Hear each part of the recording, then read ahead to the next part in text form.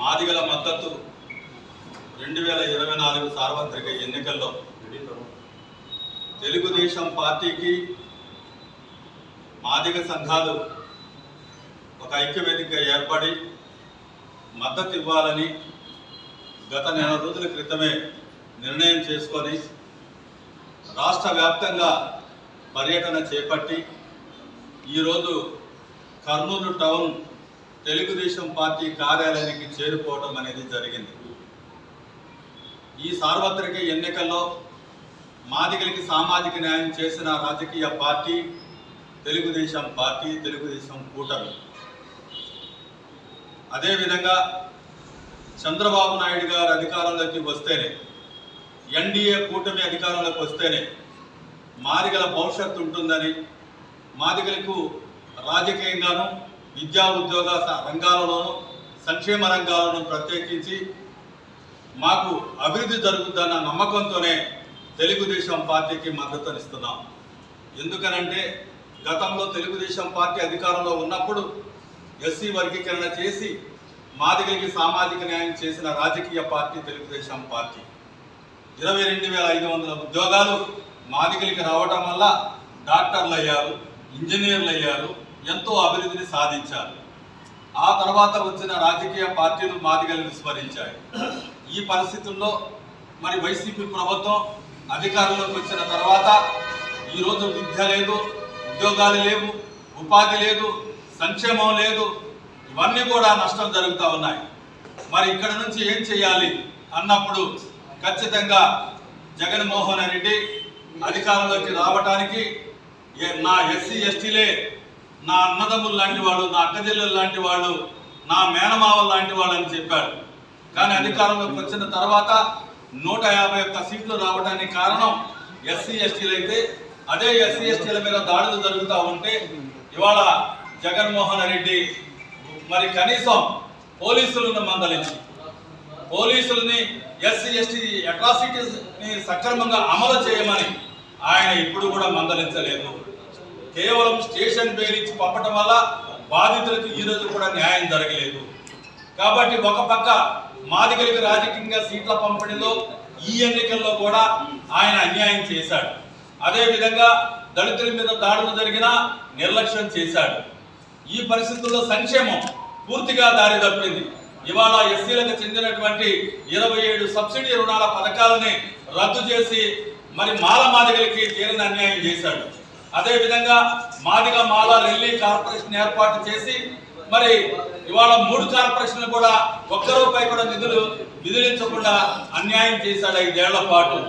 అదేవిధంగా భవిష్యత్తులో ఇతను నమ్ముకుంటే ఇదిగో ఇవాళ ఎస్సీ ఎస్టీ సప్లా నిధులు ఏదైతే ఉన్నాయో అవన్నీ కూడా పూర్తిగా దారి మళ్ళీపోయాయి.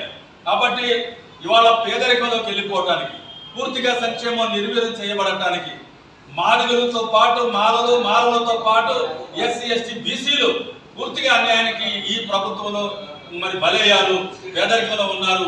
వృత్తి లేదు, ఉపాధి లేదు, అంధకారంలో ఉన్నటువంటి పరిస్థితి ఉంది. ఇవాళ పనులు లేక పక్క రాష్ట్రాలకు వలసపోతున్న పరిస్థితి ఉంది. మరి ఈ పరిస్థితుల్లో దళితులకు రక్షణ లేదు, ఎస్సీ ఎస్టీలకు సంక్షేమ పథకాలు లేవు, సమగ్ర అభివృద్ధి లేదు. ఇవాళ కేవలం మాదిగలే కాదు, ఇదే జిల్లాలో ఇవాళ మైనారిటీలకు చెందినటువంటి ముస్లిం మైనారిటీలు మరి కుటుంబం మొత్తం కూడాను దాదాపుగా అంటే జగన్మోహన్ రెడ్డి నిరంకుశ పాలనకి నిదర్శనంగా రైలు పట్టాల మీద తలకాయ పెట్టి కుటుంబం కూడా బలైందంటే ఇవాళ మైనారిటీలకి వైసీపీ ప్రభుత్వంలో రక్షణ లేదు, ఇవాళ ఎస్సీ ఎస్టీలకి రక్షణ లేదు, ఇవాళ సీట్ల పంపిణీలో అన్యాయం జరిగింది, సంక్షేమంలో అన్యాయం జరిగింది. ఈ పరిస్థితుల్లోనే తెలుగుదేశం పార్టీని గెలిపించుకోకపోతే మాదిగల భవిష్యత్తు ఉండదు. కాబట్టి తెలుగుదేశం పార్టీ వస్తేనే మళ్ళీ తిరిగి సంక్షేమ పథకాలు వస్తాయి, ఎస్సీ ఎస్టీ అట్రాసిటీ చట్టం సక్రమంగా అమలు చేయబడుతుంది, మాదిగలతో పాటు ఇతర కులాలకు కూడా సామాజిక న్యాయం జరుగుతుంది.